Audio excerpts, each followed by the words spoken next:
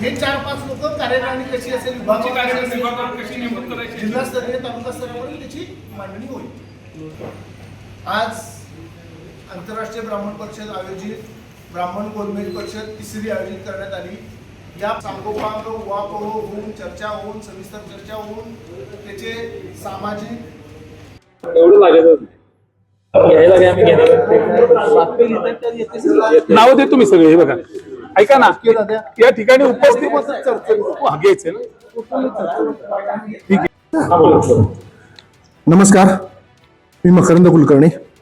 आज आंतरराष्ट्रीय ब्राह्मण परिषद आयोजित ब्राह्मण गोलमेज परिषद 3री घेतली. यापूर्वी आम्ही 2 परिषदा आणि 1 अधिवेशन घेण्यात आलं होतं. ही गोलमेज परिषद राज्यस्तरीय होती. त्याला सर्व खानदेश, मराठवाडा, विदर्भ, कोकण, या सर्व मुंबई, पुणे इथून सर्व लोक उपस्थित होते, समाजाचे प्रतिनिधी. आणि या या गोलमेज परिषदेमध्ये प्रामुख्यानं सामाजिक, शैक्षणिक आणि आर्थिक या 3 विषयावरती सखोल चर्चा झाली. आणि सामाजिक विषयाअंतर्गत आम्ही 3 असे ठराव केले. त्याच्यामध्ये सामाजिक कायदेशीर सहाय्य करण्यात यावं, रोजगार, आर्थिक व सक्षमीकरण करण्यात यावं, शैक्षणिक आणि किमान कौशल्य विकास करण्यात यावा.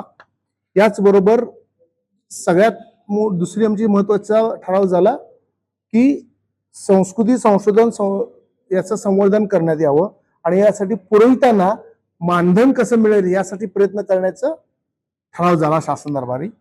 आणि शैक्षणिक आणि आर्थिक ठरावाच्या अनुषंगाने अमृत ही महाराष्ट्र शासनाची खुल्या प्रवर्गातील संस्था आहे. त्या संस्थेचा उहापोह करण्यात आला.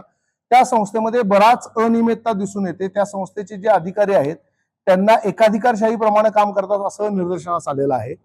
त्यानुसार त्यांच्याकडे 10 कोटीचा खर्चाचा अधिकार करण्यात आलेला आहे असं आम्हाला माहिती मिळाली.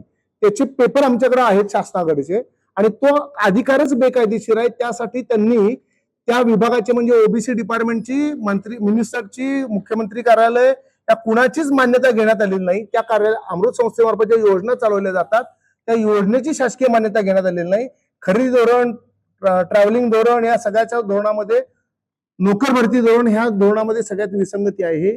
आणि त्यामुळं 55 कोटी परत गेले, संस्थेचे पैसे परत जातात. या सर्वांचं उत्तरदायित्व म्हणून अमृत संस्थेच्या सर्व अधिकाऱ्यांचं चौकशी व्हावी आणि त्यांचं निलंबित होऊन त्यांच्यावरती आर्थिक गैरव्यवहार झाला असेल अशी आम्हाला शंका आहे. त्या शंकेचं निरसन करून त्यांच्यावरती उत्तरदायित्व निश्चित करण्यात यावं असं ठराव करण्यात आला. असं सर्व समाज बांधवांनी मत व्यक्त केलं. त्यानुसार कारवाई करण्यात यावी. दुसरं, परशुराम आर्थिक विकास महामंडळामध्ये सुद्धा तरतुदी कमी झालेल्या आहेत, निधी दिलेला नाही. त्याचंही कार्यालय आठवड्यातले 4 दिवस बंद असतं, तेही 2 दिवस चालू असतं, असा त्याचा खेळ चालू आहे धूपच्या. त्याचीही कार्यवाही व्हावी. आकृती बंद मंजूर व्हावा. आकृती बंद मंजूर नाही आहे. आकृती बंद मंजूर नसताना सुद्धा 5 आणि 10 पदं दिली गेलेली आहेत. ही तोंडावर बोलवण करण्यात आलेली आहे. त्यामुळे परशुराम आर्थिक विकास महामंडळाची सुद्धा आर्थिक तरतूद करून आम्हाला शासन जे भूलथापा देते हे बंद करावं. आणि अमृत महामंडळाचे जे अधिकारी आहेत ते असं सांगतात की आम्हाला मुख्यमंत्री कार्यालयाचा पाठिंबा आहे असं जनतेच्या जाणाऱ्या आमच्या समाजातल्या लोकांना सांगतात. तुम्हाला काय करायचं करा, आम्ही त्याच्यात ठाम आहोत, आम्हाला तुमचे देणं नाही, अशा पद्धतीची सर्व सांगोपांग चर्चा होऊन याचा मार्ग करण्याचा हे झाला. आणि जे काय मेन ठराव झाले त्यासाठी आता मंदार जोशी तुम्हाला विस्तृत 1-2 मिनिटात माहिती देतील. नमस्कार, मी ऍडव्होकेट मंदार जोशी.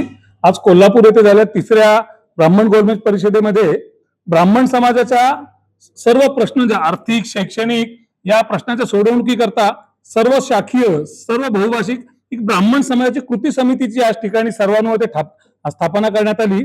आणि सर्वानुमते एक ठराव करून ब्राह्मण समाजाचे सरकारी दरबारी असलेले प्रश्न आपण बघतोय त्यांना न मिळणाऱ्या सुविधा यांच्या मागे पाठपुरावा करण्यासाठी आज या म्हणजे सर्व भाषिक, सर्व शाखीय ब्राह्मण समाज कृती समितीच्या या संस्थापक अध्यक्षपदी आज निखिलजी लातूरकर यांची निवड करण्यात आली. तसेच या संस्थेच्या या कृती समिती अध्यक्षपदी मकरंदजी कुलकर्णी यांची निवड करण्यात आली. आणि याचबरोबर 3 कार्याध्यक्षपदी म्हणजे सुरेशजी मुळे, ऍडव्होकेट मंदार जोशी आणि मिलिंदजी समगावकर यांची कार्याध्यक्षपदी निवड करण्यात आली. यांच्याकडे जबाबदारी अशी देण्यात आली आहे की विभागवार प्रत्येक ठिकाणी समाजाचे प्रश्न जाणून घेऊन या ठिकाणी प्रत्येक ठिकाणी जाऊन सरकार दरबारी, मग ते शासन स्तरावर असतील किंवा वैयक्तिक स्तरावर असतील, सर्व ठिकाणी जाऊन ब्राह्मण समाजाचे सर्व ठिकाणचे प्रश्न या ठिकाणी सोडवण्यात यावे.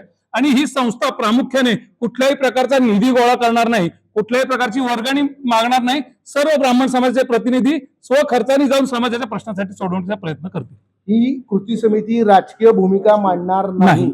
इथं सर्व पक्षाचे आम्ही याच्यातले एकत्र आलेलो आहोत. हे स्वतः रिपब्लिकन पक्षाचे आहेत, मी राष्ट्रवादीचे आहेत, आमच्या पलीकडे शिवसेनेचे आहेत, हे भाजपचे आहेत, मिलिंद संपगावकर आमचे भाजपचे आहेत, RSSचे आहेत.